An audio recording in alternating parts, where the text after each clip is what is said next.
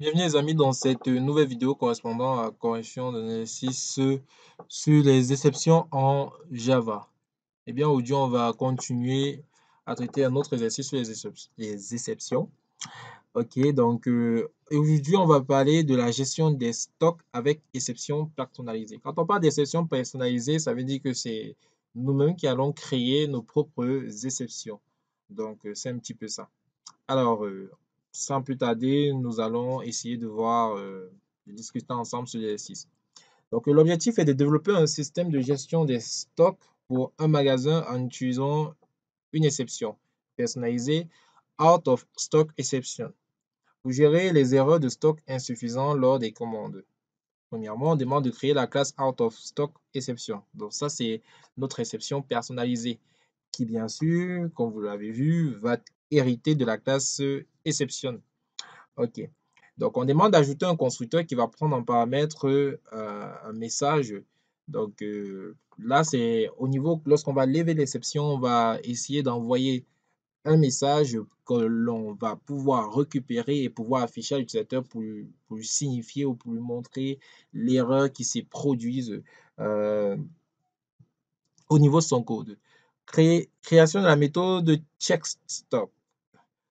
Donc, on doit créer une méthode checkStock qui va prendre deux variables available et requested qui vérifie si la quantité demandée est disponible. Si la quantité demandée dépasse le stock disponible, on lance alors une exception de type out of stock exception avec un message approprié. Alors, ensuite, on demande d'écrire le programme, etc., etc. Donc, ce que je vais faire, c'est j'ai créé une classe stock manager dont le nom de ma classe est stock manager, ok? Toujours dans le package exception Java. Donc, ensemble, on va essayer de taper du code et essayer de voir ce qui a lieu de faire. Donc, premièrement, on va essayer de voir ce qu'il faut faire dans la classe stock manager. Alors, ce qu'il faut faire dans la classe stock manager, c'est d'écrire une méthode checkStock. Elle va prendre deux variables, deux arguments, c'est-à-dire available et request. Donc, available, c'est ce qui est disponible en fait, et request, c'est ce que nous voulons avoir. Et le but ici, c'est de voir si notre requête, si la requête en fait est supérieure à ce qui est possible, alors là, on va lever une exception de type available. Et on va dire que le stock est insuffisant pour la quantité demandée. Maintenant, vous êtes d'accord avec moi que cela peut arriver. Cela peut arriver, comme je viens de le dire. Et si cela arrive, on doit préciser, on doit dire que la méthode là est susceptible de générer une exception de type out of stock exception. Et pour ce faire, on doit préciser avec le mot-clé throws avec S que cette méthode est susceptible de générer, de lever une exception de type out of stock exception.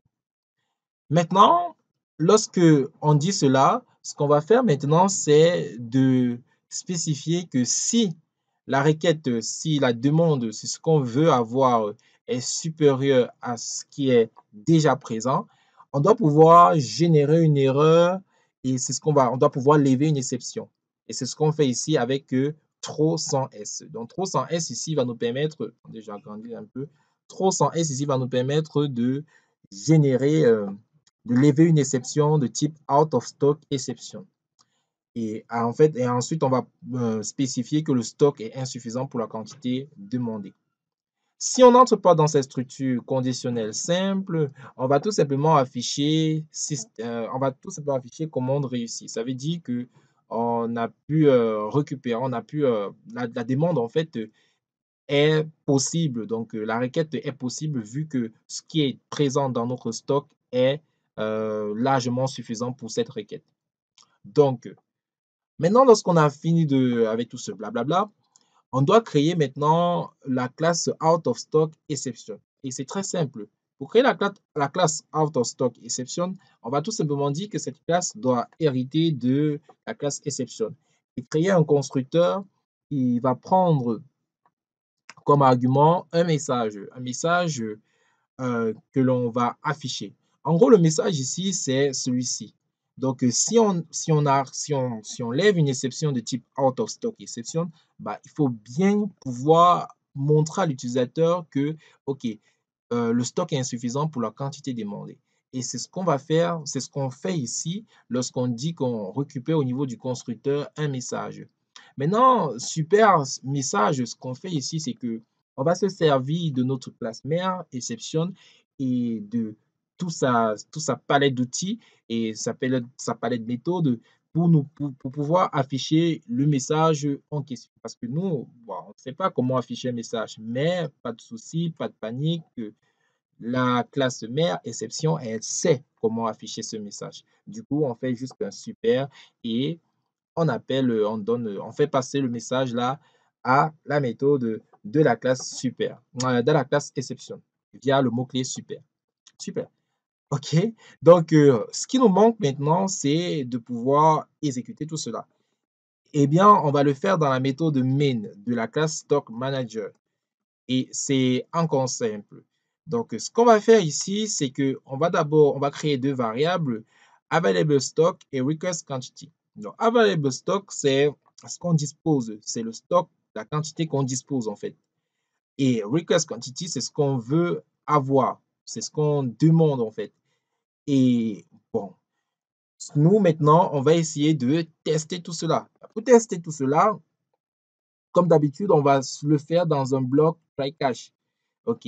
Donc, ce qu'on va faire ici, c'est qu'on va essayer de voir si c'est possible de commander le nombre de marchandises en fait que nous voulons à partir via notre stock. Donc, en gros, je reprends. La méthode de check stock est là pour vérifier si ce que tu as présentement dans ton stock, on suppose que c'est un stock de téléphones, voilà. Si par exemple ici on prend le cas des téléphones, le stock des téléphones, tu as 10 téléphones. Et ce que tu veux commander, c'est 15 téléphones. Donc tu as besoin de 15 téléphones. Alors, vous êtes d'accord avec moi que le stock est insuffisant pour la quantité demandée. Le stock de téléphone actuel qui est de 10 ici est insuffisant pour le stock, pour la requête, ce qu'on demande en fait qui est 15. Donc, à partir de là, on doit générer un message qui stipule que le stock est insuffisant pour la quantité demandée. Bon, on va exécuter, on va voir ce qui se passe. Eh bien, vous avez bien là, au niveau de ici en bas, le message stock insuffisant pour la quantité demandée. C'est bien vrai en fait. Parce que ici, on a par exemple 10 téléphones. Donc, on a dit qu'on prend ça comme des téléphones. On a dit qu'on prend ça comme des téléphones. On a 10 téléphones et nous, ce qu'on veut, c'est de commander, on veut commander 15 téléphones. Donc, on voit que ce n'est pas possible puisque le stock est largement insuffisant. Maintenant, si par exemple, on a 100 téléphones et que nous, on veut commander 15 téléphones, bah, on va voir ce qui se passe. OK? Là, on voit que la commande est réussie vu que le nombre de téléphones, la demande en fait est largement inférieur au stock. Donc, c'est un petit peu ça. Et c'est pourquoi ici, on teste si la requête est supérieure à à la quantité qui est dans notre stock, bah, on va lever tout simplement une exception. Eh bien, les amis, c'était tout pour cette vidéo. Si vous avez des incompréhensions ou des problèmes, n'hésitez pas à les mettre au niveau de la description, au niveau des commentaires de cette vidéo. À très bientôt pour une prochaine vidéo sur les